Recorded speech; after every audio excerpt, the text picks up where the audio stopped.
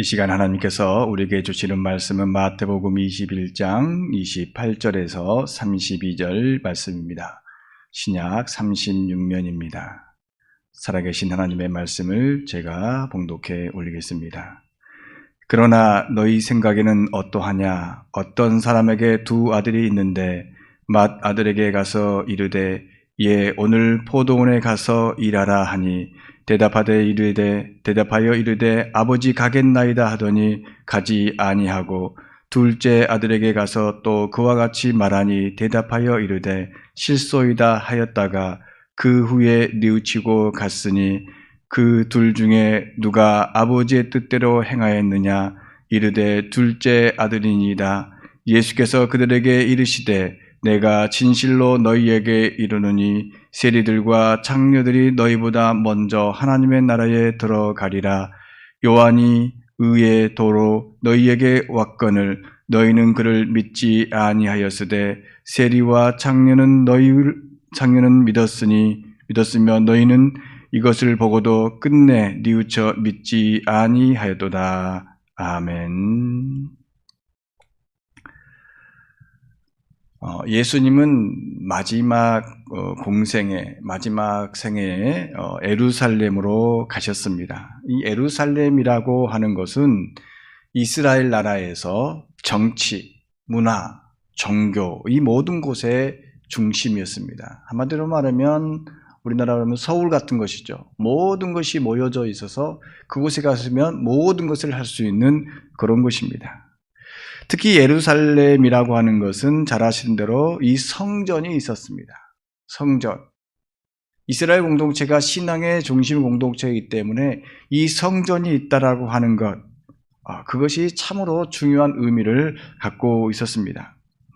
그래서 예루살렘으로 간다라고 하는 것을 어떻게 얘기하면 성지순례, 거룩한 곳의 땅에 향하여 가는 그러한 것. 그래서 믿음의 고향, 신앙을 찾아가는 그러한 모습으로 예루살렘으로 가서 그 성전에 향하고 있는 것입니다. 예루살렘은 특별히 그래서 그 성전에 가서 하나님 앞에 회개하고 하나님의 뜻을 깨닫고 또한 삶에서 하나님의 뜻을 실천하려고 하는 그 마음을 다짐하고자 했을 때 예루살렘으로 또 예루살렘 성전으로 향하는 것입니다. 그래서 성인이 되면 1년에 3번은 꼭 이렇게 예루살렘 성전을 향해서 올라와라. 이렇게 성경은 기록을 하고 있습니다. 하지만 예수님 당시에 이 예루살렘은 하나님께 기도하고 회개하는 곳, 하나님의 음성을 듣는 곳, 그런 곳에서 거리가 멀어버렸습니다. 예수님의 표현대로 옮기면 이 예루살렘은 강도의 소굴이 되어버렸습니다. 회개하기 위해서 나온 백성들, 힘없는 백성들, 자신의 무거운 짐 때문에 힘들어하는 백성들, 그들이 나왔는데 그들의 것을 빼앗는 사람들, 기득권들이 있었던 것이죠. 회개를 위해서 예루살렘 성전으로 가는 사람들은 재물이나 때로는 헌금을 준비해서 가지고 갑니다. 그래서 먼 곳에서 오는 사람들은 양이나 염소 또 혹은 비둘기 같은 것을 제물로 가져오기 힘들어서 그 예루살렘 성전 주변에서 그것을 바꾸어 주거나 파는 그러한 일들을 했습니다. 하지만 이 제물을 바꾸어 주는, 돈을 받고 제물을 주는 그런 사람들과 제사장들이 결탁을 해서 이 제물을 안 좋은 것을 준다든가 또 혹은 너무나 비싸게 판다든가 그러한 형태를 가졌던 것입니다. 부정한 양이나 염소, 비둘기를 팔아서 또 그것도 비싼 값에 팔아서 그게 남은 이익을 파는 사람과 제사를 드린 대제사장이 나누어 가졌던 그런 안타까운 정치적인 타락이 있었던 것입니다. 더군다나 때로는 그들이 파는, 그러니까 재물을 바꾸어주고 파는 사람들이 그것을 가지고 아니면 제사장들이 이 재물을 또 반려하는, 거부하는 그러한 사태까지 있었던 것입니다. 또한 하나님께 드리는 이 헌금, 성전에 사용되는 이 돈으로 바꾸는데 마찬가지였습니다. 여러분들이 헌금을 드릴 때 되도록이면 깨끗한 돈을 드리라는 그런 마음 정성이 있죠. 뭐 깨끗한 돈을 꼭 드려라는 것이 아니라 그런 것이 있는데, 중요한 것은 그 당시에는 깨끗한 돈의 의미가 아니라 당시 평상시에 쓰이던 로마 돈이 아닌 성전에서 사용되는 돈이 있었는데 그것으로 바꾸어서 내야만 했습니다. 그런데 그 바꾸면서도 차익을, 우리가 돈 바꿔주면 그게 뭐 수수료 같은 걸 떼죠. 환전이라고 하는데 뭐 달러를 바꾼다든가 엔화를 바꿀 때 그 수수료가 있는데 그 수수료가 엄청났던 것이죠. 그 차익, 여러 가지 이런저런 모양의 차익을 남겨서 파는 사람이나 또 그 제사를 드린 사람들이 이익을 얻었던 것이죠. 그렇게 해서 자신의 기득권들을 유지했던 것입니다. 성경을 보면 비둘기를 드릴 수밖에 없는 사람들이 나옵니다. 비둘기를 드릴 수밖에 없는 사람들은 어떤 사람들이냐? 가장 가난한 사람들인 것입니다. 가장 부유한 사람은 소를 드릴 수 있고요. 그 다음 사람이 양이나 염소를 드릴 수 있습니다. 그것도 못 드린 사람들은 비둘기를 드릴 수 있게끔 하나님께서는 허락하셨습니다. 그러니까 그 정성의 표로서 비둘기를 드릴 수밖에 없는 사람들, 그런 사람들 것까지도 제사장들은 빼앗았던 것이죠. 가난한 백성들의 것을 빼앗는 사람들, 그 사람들이 당시의 종교 지도자들, 힘 있는 사람들이었던 것입니다. 일반 백성들이 감당하기 힘들 만큼 착복하고 또 거두어 드렸습니다. 어쩌면 일반 백성들은 그러한 상황에서 비둘기 한 마리에 만약에 10,000원이라고 하면 거기서 20,000원, 30,000원을 부른다고 하면 다시는 그곳에 가고 싶지 않았을 것입니다. 여러분들 어디 놀러 가면 우리가 흔히 바가지라고 하잖아요. 바가지 있으면 다시는 가고 싶지 않다. 그런 마음 있지 않습니까? 그런데 우리가 여행을 하면서 바가지 씌우는 것은 다시 안 가면 됩니다. 하지만 하나님의 뜻을 향하여서 하나님께 나아가기 위해서는 어쩔 수 없이 나아가야 하는 그런 안타까움이 있었던 것이죠. 그들은 울며 겨자 먹기 식으로 또 하나님의 뜻을 행하기 위해서 그 어려움을 감내하면서 그곳으로 향했던 것입니다. 그들은 성전에서 기도하며 하나님을 만나야 하는데 제사장과 제물을 파는 사람들 때문에 지금 하나님을 만나는 것이 아니라 하나님을 만나기 전에 강도를 만나는 그 안타까움이 있었던 것입니다. 예수님은 이 모습을 보시고 그들의 재물을 팔고 돈 바꾼 사람의 상들을 막 엎으셨습니다. 분노하셨던 것이죠. 그리고 말씀하셨습니다. 내 집은 기도하는 집이라 불릴 것이다. 기도하는 집이다. 그런데 너희는 강도의 소굴로 만들어버렸다. 그렇습니다. 당시의 사람들이 하나님의 이름을 팔아서 자신의 이익을 챙기고 또 사람들의 여러 가지 아픈 곳을 만져주고 하나님께 온전히 예배드리고 하나님을 만나고 하나님 그 가운데에서 뜻 가운데에서 회복의 역사를 이루게끔 도와줘야 될 사람들이 오히려 하나님께 가는 길을 막고 방해하고 있었던 것입니다. 그래서 예수님이 오셔서 한 일이 무엇입니까? 하나님께로 갈 수 없는 사람들, 그 사람들을 하나님 앞으로 나아가게 하는 일이었습니다. 예수님은 예루살렘 성전에 가셔서 그렇게 돈 바꾸는 사람, 그런 사람들의 상을 다 엎으시고 책망하시면서 하신 일이 있었습니다. 성전뜰에서 안타깝게 서 있는 사람들, 성경에는 눈먼 사람과 다리 저는 사람들이라고 있습니다. 그 사람들을 고쳐 주었습니다. 성전뜰이라고 하는 것은 뭐냐면 성전이 있으면 성전 안으로 들어갈 수 없게 바깥뜰이 있습니다. 그건 성전 바깥뜰은 보통은 여인들, 이방인 사람들이 그곳에 있어서 성전을 향하여서 그저 바라보고 있는 것입니다. 또 좀 더 거룩한 사람은 성전 안으로 들어갈 수 있죠. 그러나 오늘 본 눈먼 사람과 다리 전 사람들은 신체적인 아픔 때문에 성전 안으로 들어갈 수 없었습니다. 그저 성전 뜰만 밟고 갈 뿐이었습니다. 멀리 있어서 들어가고 싶은 마음이 굴뚝 같았지만 들어갈 수 없는 안타까움만 가지고 있었습니다. 그런데 예수님은 그들의 상처를 치료하심으로써 하셨던 일이 무엇일까? 바로 그것은 그 치료를 통해서 성전으로 들어가게 하셨습니다. 성전에 들어가서 기도하게 하셨던 것이죠. 그곳에서 하나님을 만나게 하셨던 것입니다. 돈 바꾸는 사람과 또 대제사장들이 막았던 길을 우리 주님께서는 그 길을 열으셨습니다. 어떤 사람이든지 어떤 누구든지 하나님 앞에 나오고자 하면 모두 다 나오게 하셨다라는 것입니다. 그래서 하나님의 사람으로서 사는 길을 열어주셨고 또 하나님의 뜻을 행하는 사람이 되게 하셨습니다. 자신이 가지고 있는 특권과 지식으로 하나님을 바라보게 할 수 없었던 그 사람들을 대항하여서 그러면 안 된다. 모든 사람들이 하나님 앞으로 나아올 수 있다. 이것을 우리 주님께서는 행하셨고 그렇게 가르쳤습니다. 그들이 막은 문, 하나님께로 가는 그 막은 문을 예수님께서는 여셨던 것입니다. 오늘날 우리가 사는 세상도 그런 일들이 존재합니다. 예수님은 분명 우리에게 하나님의 뜻을 전하셨는데 어떤 사람들은 자기의 생각만을 고집해서 가르칩니다. 성경에 있다라고 하는 몇몇 구절에 있다라고 하는 그것을 가지고 그것이 하나님의 말씀이 전부인 양, 또 이거 해라 저거 해라 했다고 해서 그거를 해야만 한다고 가르치는 제사장이나 바리새인들처럼 하나님의 생각을, 하나님의 뜻을 잘못 가르치는 사람들이 있습니다.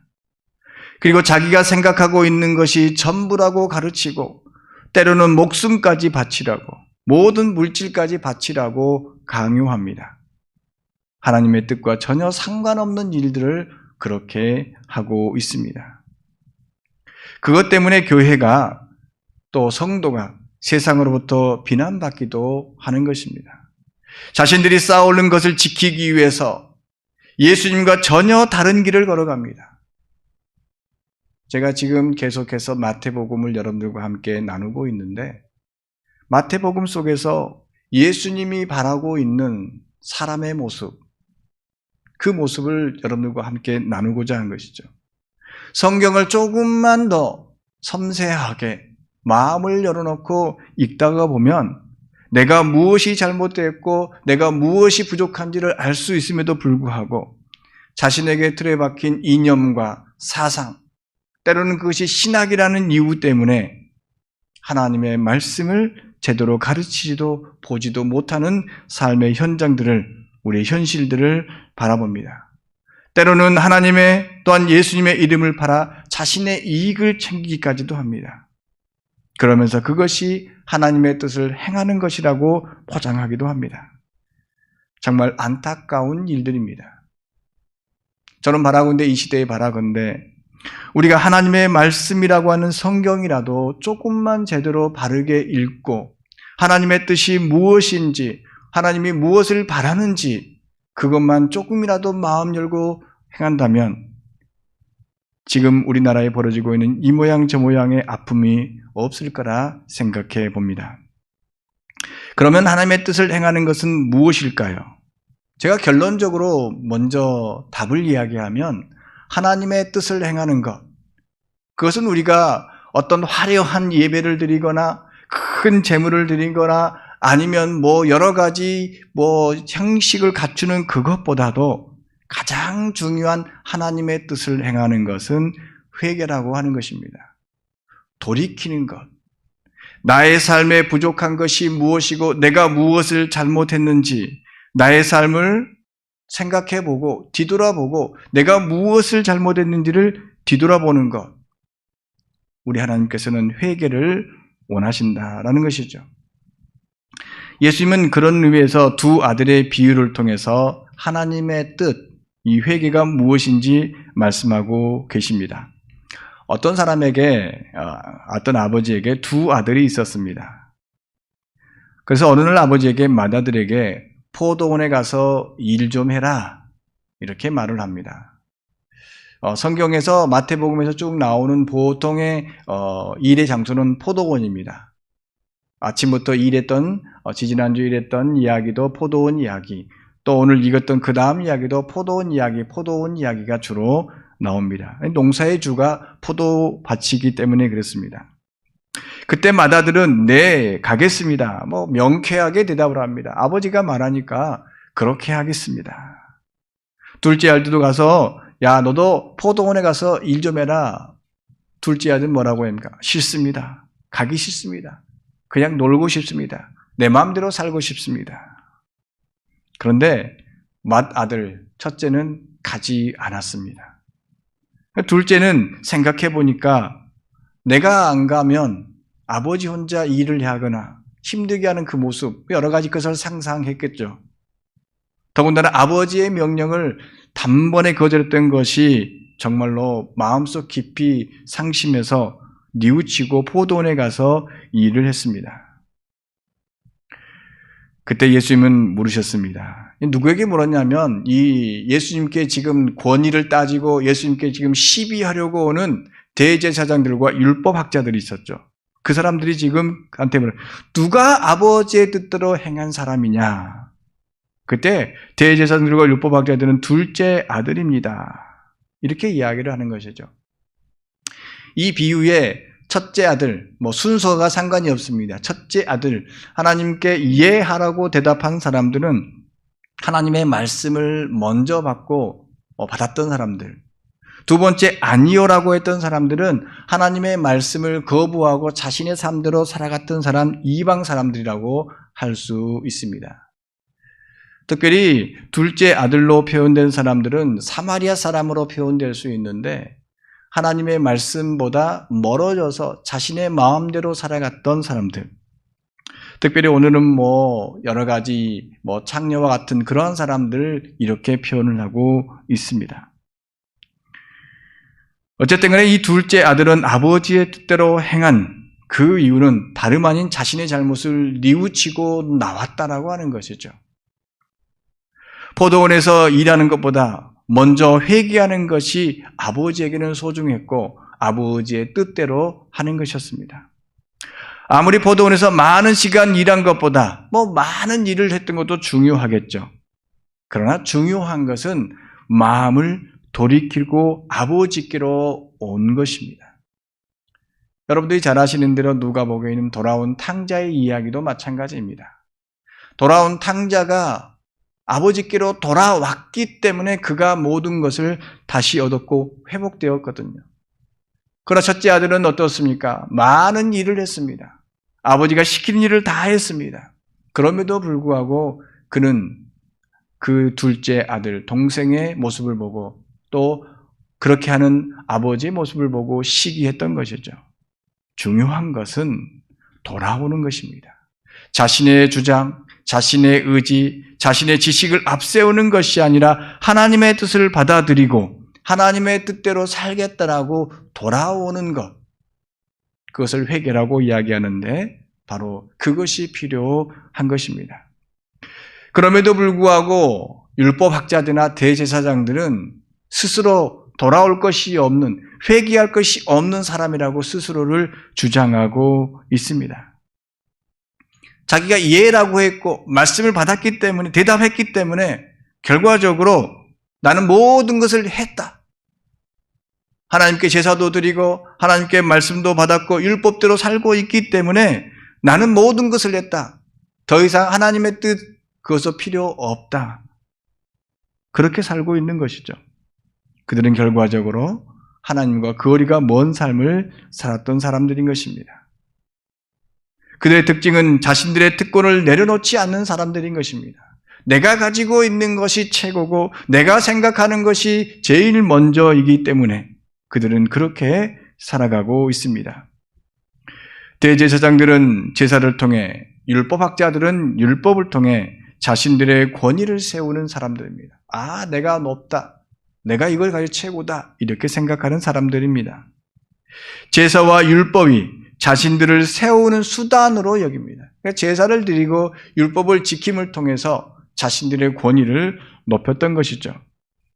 그래서 그들은 자신의 권위에 도전하는 사람들을 가차없이 버렸습니다.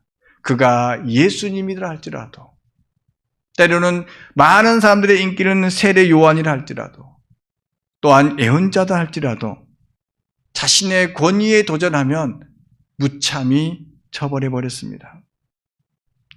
이런 자들 향해 예수님은 또 다른 비유로 말씀하셨습니다. 어떤 집주인이 있었는데 그가 포도원을 만들었습니다.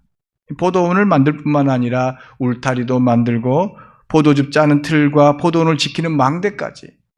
그렇게 본다면 포도원이 엄청나게 컸던 것이죠. 이 큰 포도원을 만든 후에 집주인은 이 포도원을 주변에 있는 농부들에게 세를 주고 멀리 떠났습니다. 그렇게 시간이 지난 후에 농부들에게 소출을 받으려고 했습니다. 얼마 만에 소출을 받아야죠. 그런데 우리가 이 포도원은 우리가 흔히 말하는 갑질하는 주인은 아닙니다. 정당한 대가를 받고자 했던 것이죠. 그런데 포도원에 일하던 농부들은 소출을 받고자 보낸 종들을 잡아서 하나는 심히 때리고 하나는 죽였다. 이렇게 기록을 하고 있습니다. 비유를 든 것이죠.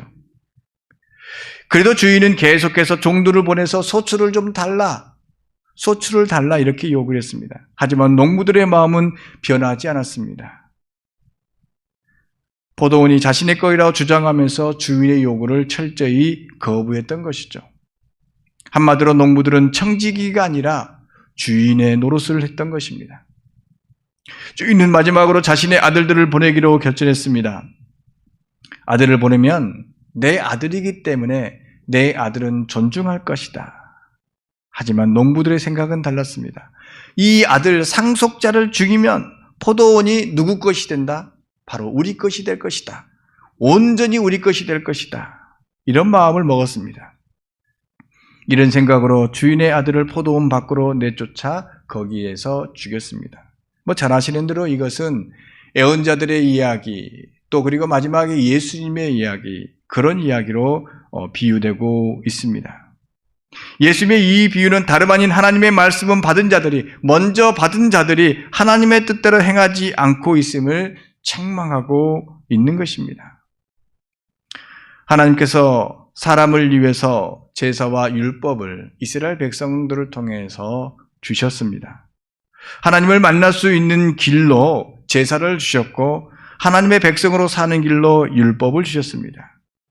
그런데 제사와 율법을 받은 사람들은 그것만을 지키면서 그것을 주신 하나님의 뜻을 잃어버렸습니다. 제사와 율법은 무엇을 의미합니까? 내 삶을 하나님 앞에서 늘 뒤돌아보면서 내게 부족한 것이 무엇인가? 내가 온전히 하나님의 사람으로서 살아가는 길이 어떤 것인가? 그것을 찾는 그러한 순간인데 그것을 잃어버렸습니다. 몇 가지 것 지키는 것으로 나는 온전한 사람이다. 이렇게 주장하면서 나는 이 세상의 주인이다. 이렇게 살아가면서 세상을 마음대로 움직이는 사람들이었습니다. 오직 자신을 또 권위를 지키기 위해서 하나님을 멀리했습니다. 하나님을 도구로 하나님의 말씀과 제사와 율법을 도구로 사용했던 것입니다. 하나님의 종 애언자 세례 요한을 통해서 그들을 통해서 회개의 소리를 들었지만 그들은 회개하지 않았습니다. 오히려 그들을 때리고 죽였습니다. 실제로 세례 요한은 정의를 외치다가 죽임을 당했으며 스데반 집사도 또한 하나님의 뜻을 전하다 돌에 맞았습니다. 예수님도 마찬가지였던 것이죠. 그들은 정의로운 소리가 듣기 싫어서 귀를 막고 돌을 던졌습니다. 그들은 하나님의 말씀을 들었지만 하나님의 뜻을 행하지 못한 사람이 되어버렸습니다. 지금 이 시대 기독교는 어떠한 모양을 가지고 있습니까?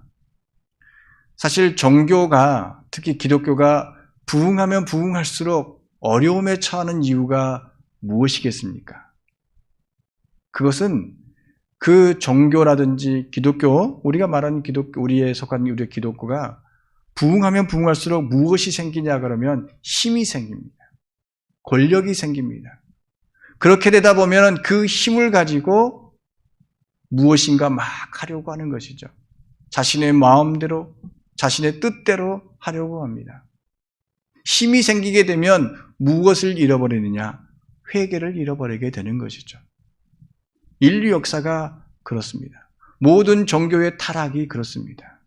힘을 갖게 되면 그 힘을 유지하기 위해서 또 다른 것들을 포장하고 또 다른 것들을 탐내을 통해서 예언자적 능력을 잃어버리게 되는 것입니다. 지금 이 시대에 또한 우리 한국교회에 필요한 것이 무엇이겠습니까?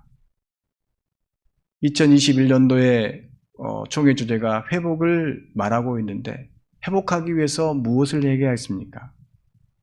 저는 다름 아닌 바로 스스로를 돌아보는 회개가 필요하다고 생각을 합니다. 지금 이 순간 한국교회가 이 모양 저 모양으로 사회적으로 어려움을 겪고 있는지, 그 이유가 무엇인지 스스로를 돌아봐야 할 것입니다. 마냥 사회적인 것을 탓할 필요는 없습니다. 우리가 무엇 때문에 이렇게 세상으로부터 멀어지고 있는지, 세상에 빛이 되지 못하고 있는지 우리가 스스로를 먼저 돌아볼 때 그 돌아봄 속에서 우리가 다시 한번 회복될 것입니다. 결코 나를 돌아보지 않고서는 우리가 회복될 수가 없는 것입니다. 자신의 가진 것을 놓지 않으려는 그 마음, 회개가 없는 이상은 우리는 무너질 수밖에 없는 것입니다. 무조건 나와 다르면 돌을 던지는 안타까운 현실 속에서 한국교회는 지금 예언자적 기능을 상실해 버렸습니다. 교회가 세상을 향하여서 무엇이 잘못되었는지 말해야 될 것을 상실해 버렸습니다. 스스로를 돌아보고 내가 무엇을 잘못했는지 생각하지 않고 있다라고 하는 안타까운 현실이 지금 한국교회의 현실이라고 할 수 있습니다. 하나님은요, 화려한 교회보다, 큰 교회보다, 많은 것을 소유한 교회보다 소중한 일, 우리 자신을 뒤돌아보고 하나님의 음성에 예라고 대답하면서 그 예라고 하면서 그 길을 따라가는 사람이 필요한 것입니다. 우리가 가던 길을 멈추고 내가 가고 있는 길이 하나님이 기뻐하시는 길인지 생각하고 반성하고 뒤돌아볼 수 있는 시대가 지금 안타까운 이 코로나 시대라고 할 수 있는 것입니다. 우리의 믿음은 이 불의한 세상을 향해서 진리를 지키는 노력이라고 할 수 있을 것입니다. 그러니까 믿음이라고 하는 것은 내 것을 많이 채우는 것, 내가 원하는 거 바라는 것을 이루는 게 믿음이 아니라 불의한 세상에 진리를 지키는 노력, 바로 회개를 외치고 회개를 하는 그러한 것이 믿음이라고 할 수 있는 것입니다. 믿음은 불의한 삶에서 벗어날 수 있도록 하는 것입니다. 우리가 사는 세상, 그래서 그 세상을 예수님께서 대제사장들과 또한 그 상을 또 그 재물을 파는 그 사람들의 상을 엎으듯이 우리가 회개를 통해서 엎어야 할 것입니다. 하나님 앞에서 하나님의 음성을 듣음을 통해서 우리가 그렇게 살아야 할 것입니다. 하나님의 뜻을 묻고 하나님의 뜻을 행하는 노력, 그 노력은 세속적인 마음을 갈아엎어서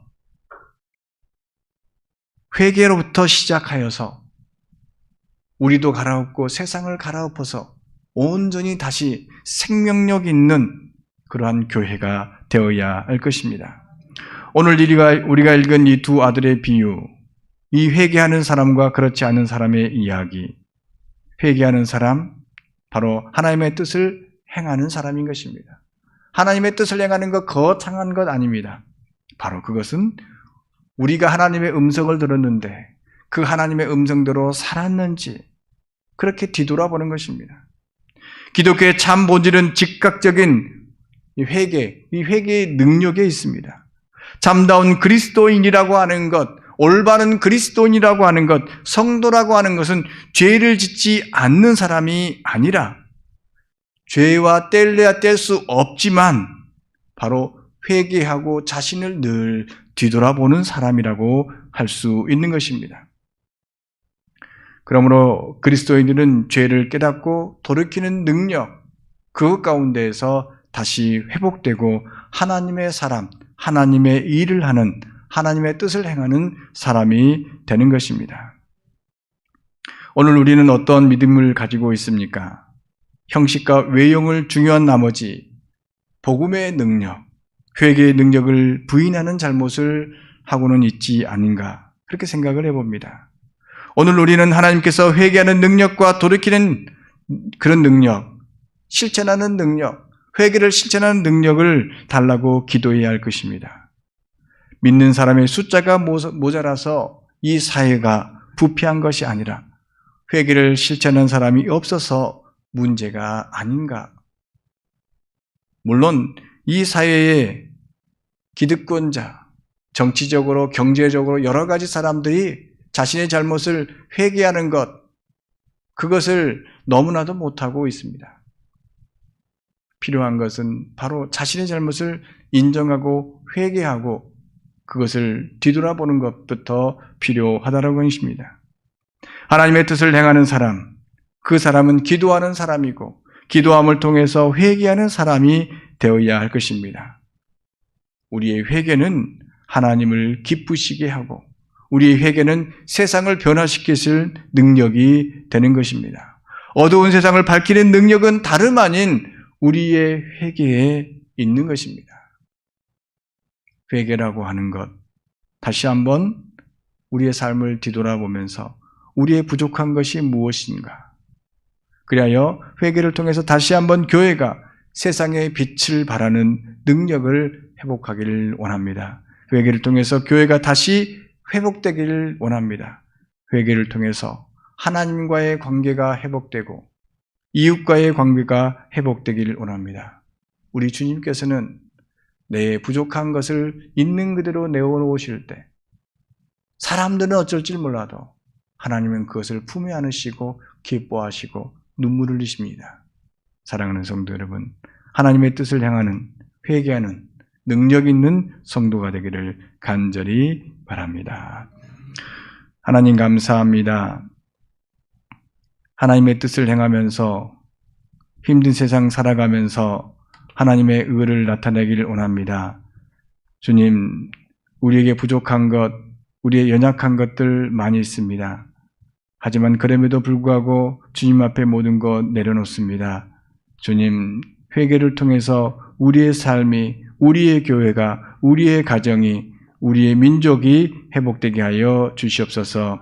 주님, 성도들 가운데 몸이 아프고 마음이 아픈 그 모든 성도들 어루만져 주시고 주님의 능력이, 주님의 의가 나타나게 하여 주시옵소서. 예수님의 이름으로 기도하옵나이다. 아멘.